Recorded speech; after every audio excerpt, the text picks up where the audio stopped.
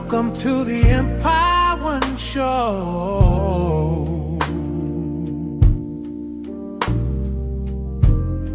where knowledge meets action.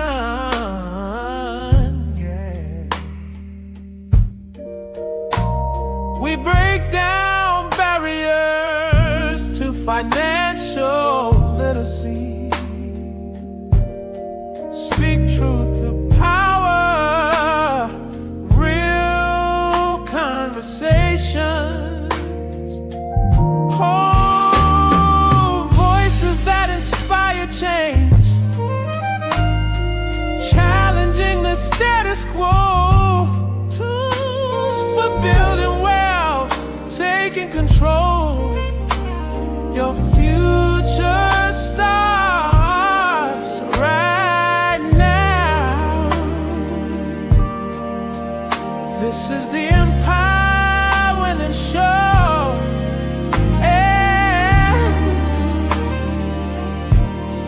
Empowerment starts now.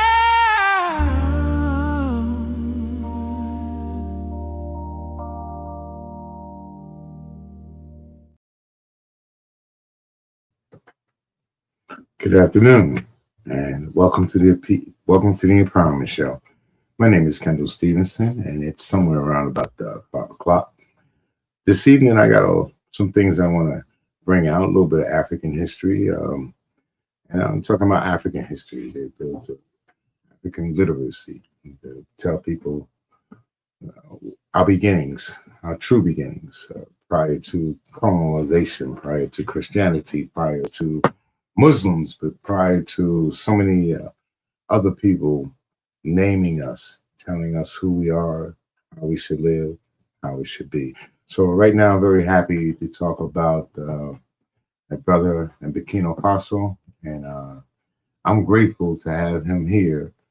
He's helping to bring Africa back as one, Pan-Africa. He's working with people in Ghana, Niger.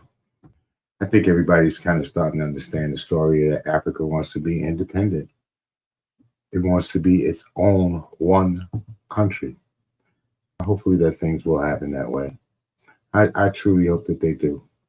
But this afternoon, what I wanted to bring to you was to talk about our beginnings and how we got to be where we started from. Again, as I said, pre-Christianity and pre-Islam and colonialism. So sit back and take this little trip through history with me and check it out. Long before the name Africa echoed across the maps of the world, this land was already ancient.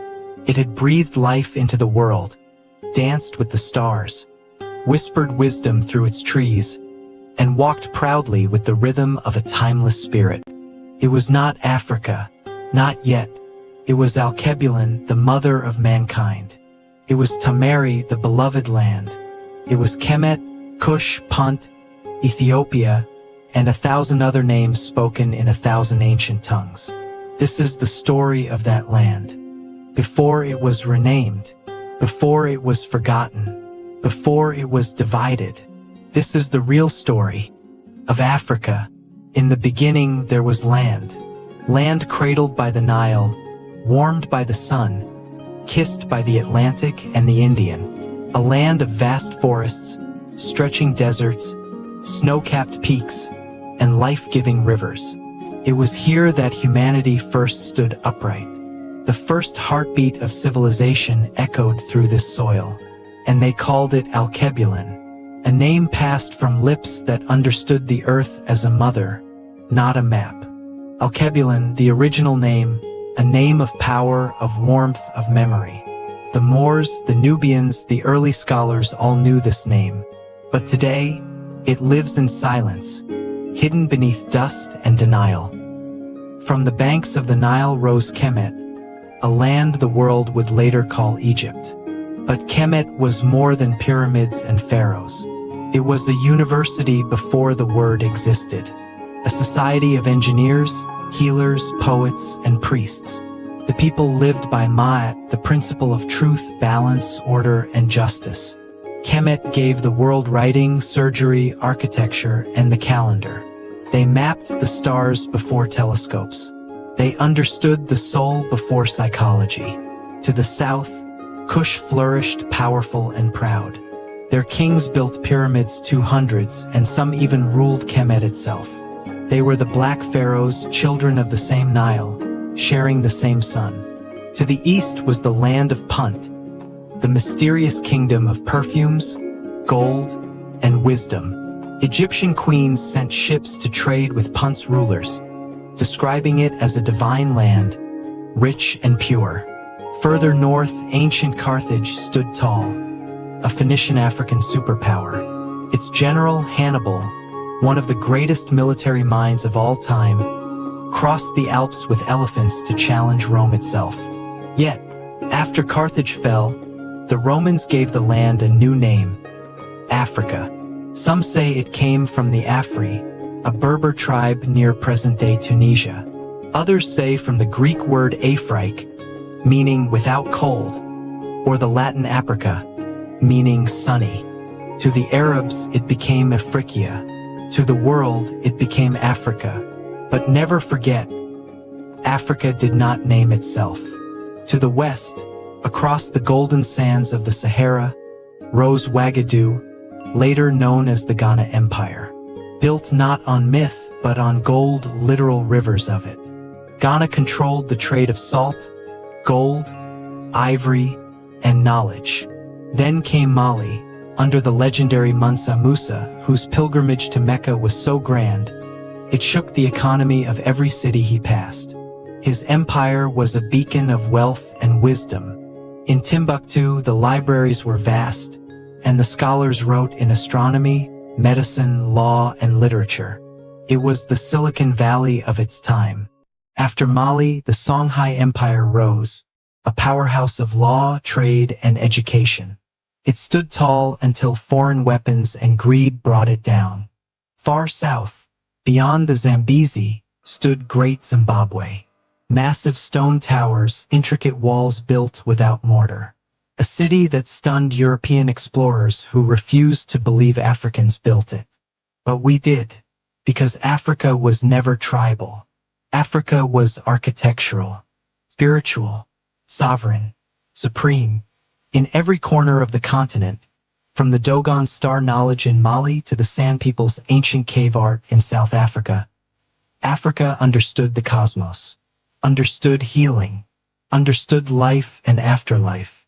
We believed in ancestors not as memories but as living forces.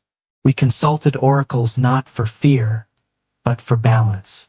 The drum was not an instrument, it was a language. The mask not decoration but identity. This was the soul of Africa. Then came the silence. Foreign ships arrived, not to trade, but to take. They came for gold and took people. They came for land and took names. The Berlin Conference sliced Africa like a cake. Drawn by rulers who never stepped foot here. They drew borders, created countries, planted flags. They erased languages, destroyed shrines, outlawed names. They taught that Africa was darkness, poverty, chaos. But Africa never forgot. Today, the children of Alkebulan are awakening. They are telling the old stories in new ways. They are dancing to drums and drones. They are rebuilding what was hidden, reclaiming what was lost. They are making history across all industries in the world. The spirits of Alkebulan and their ancestors fights for the endlessly. The land that was once called Alkebulan is finding her voice again. And she is not asking for permission, because the world needs to hear her story. Not from textbooks written in distant lands, but from the soil itself, from the rhythm of her people, from the truth. The story of Africa isn't lost. It's just beginning. Wow. Okay, so that was to give you a little bit about where we come from, who we are. When we talk about Africa, at least we get the chance to know the real and true name of what it was and who we are. Just a little bit of taste. Now, I just want to hit you up with one more little historical fact. Slide back over here to America. So, we always talk about the Wright brothers, being the first ones in flight and so forth and so on. Well, I'm just here to let you know that there was a brother here that actually took that flight prior to the Wright brothers. He has a little story to tell.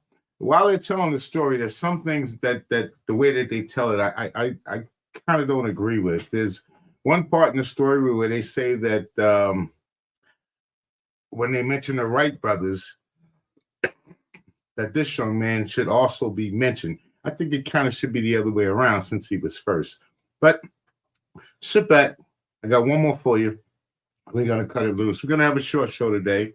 I got Hope coming up next, and she'll be doing her thing with the mental health, and she's actually damn good with that. I just tell you that. So I hope you guys enjoy her show, because we here at the station appreciate her being here, and we appreciate you guys as well for tuning in. All right, let me just give you a little piece of history, a little history, black, if you want to say. Sit back, check it out. When the names Orville and Wilbur Wright are mentioned, the beginning of aviation is often the thought that follows. But history is changing, and it may be time to add another name to that conversation. He's doing something that virtually no other person in world history did, and he did it here in Pineville. Meet Charles Frederick Page, a black man born into slavery that taught himself how to read and write, but more impressively, according to local historian Michael Wynn, patented the first airship. It's a story that it truly is unbelievable, and not only unbelievable that it happened, unbelievable that it's being ignored until 2023. Wynn has uncovered local newspaper articles and reports from 1904 recording the outstanding feat of flight by a black man and his airship. His research even further led him to find Charles F. Page's patent predates that of the Wright brothers. I think Page deserves that whenever the Wright brothers are mentioned, Page should also be mentioned to some extent in our national history books. The innovative accomplishments of Page are not only confirmed by historical record, but have lived on through family lore, and Joseph Page, Frederick's grandson, is glad his accomplishments are finally being recognized. For our grandfather to finally be recognized for his contribution to aviation is a significant event, not just for our family, but I think for Central Louisiana. The city of Pineville unveiled a historical landmark in honor of Frederick Page on the land that he and his family have owned since he purchased it over 100 years ago. Pineville Mayor Rich Dupree has known the Page's name since the early 2000s for economic additions to the property, and now he shares the unveiling of history with them. We need to remember where we come from, and history is unveiled today in a very special way in the city of Pineville. History for Central Louisiana is changing, and Joseph Page hopes it changes elsewhere as well. You hear about the invention of the airplane, you immediately think about Kitty Hawk, North Carolina, and the Wright brothers. But you never heard of Charles Frederick Page in Pineville, Louisiana. Now, Pineville has a historical marker honoring Charles Frederick Page for his innovation and contributions to the community of Pineville. As for the airship Page patented in 1906, there is no surviving model because as Page was sending his model to St. Louis for a world convention, Wynn says it was presumably destroyed. It was shipped, and something happened. Now, due to the Jim Crow prejudice of that time, we firmly believe that it was stolen and destroyed. Yeah, it probably was stolen and probably was destroyed. I can't say that for sure. It's just like they can't say it for sure. But given the times and the climate of the times, I believe it was. But as I was saying earlier, to me, if you just say Page and correct the history books, Page, then the Wright brothers should be mentioned when you mention the name Page. You know, I mean, I understand. Look, it's kind of like this, man. If I was the first person that invented a bike and the next person behind me invented a bike, then why should they talk about the person behind me that invented the bike? even though for a long time they've given all of this credit to the other people. So, give the true credit. Put them out there. Put them in the history books. Change the history books. Let's see if they'll do that and actually say that this brother was the first to take flight prior to the Wright brothers. All right, I got one more little thing I want to show you guys, and this one really had me laughing a little bit. But I got to give a little props to this young lady here. Here we go. A doctor's calling.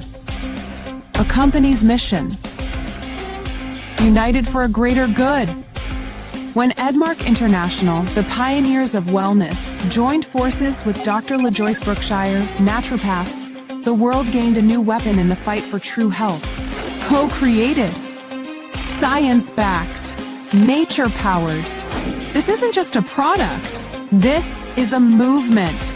Born from decades of groundbreaking research, naturopathic mastery, and Edmark's relentless innovation. The body wants to heal itself, and we have just given it the ultimate toolkit. A detox unlike any other. A partnership unlike any other. The future of health starts now.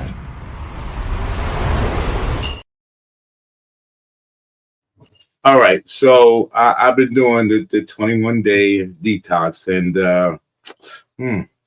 detoxification is something else. I can just tell you that it works. It works. It's a pretty good product. All right, I got one more that I'd like to show you before we're out of here. As I said, today's going to be a short show, and I truly apologize for that. We had some other things that were scheduled for today that didn't come through. And sometimes it happens that way. Sometimes people catch it in they what do they call it? The midnight hour. So we got called up at the midnight hour, and we had to do a little something. I really wanted to introduce you to some Black history anyway, only because I hear a lot of us try to figure out who we are. We've been called so many different names, and we some of us have decided to stick on the name that disrespected us the most.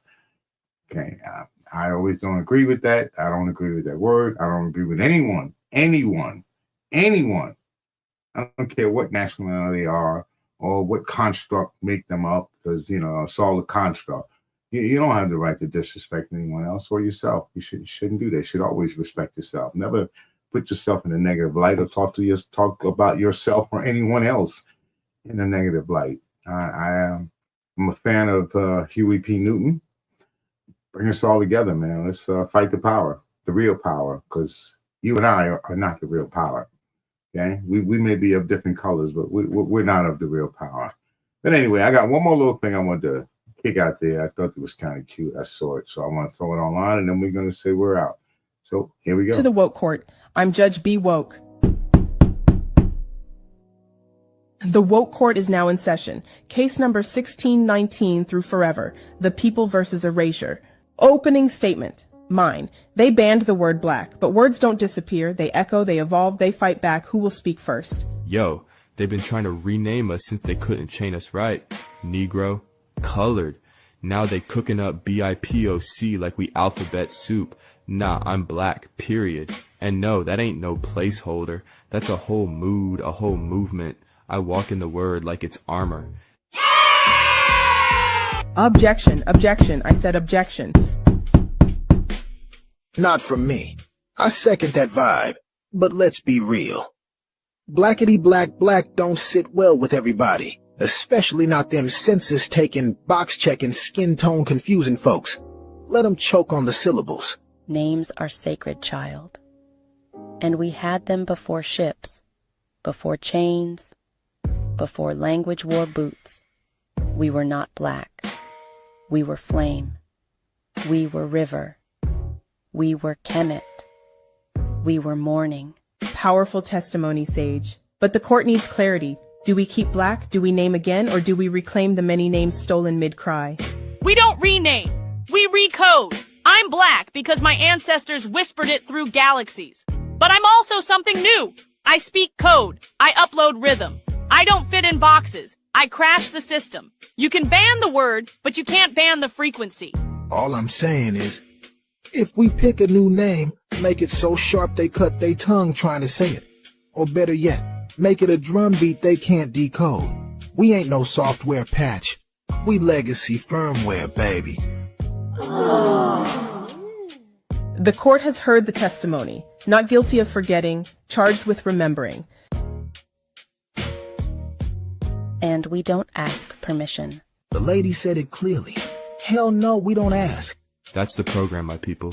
Let's get with it. We name ourselves. Don't need any permission.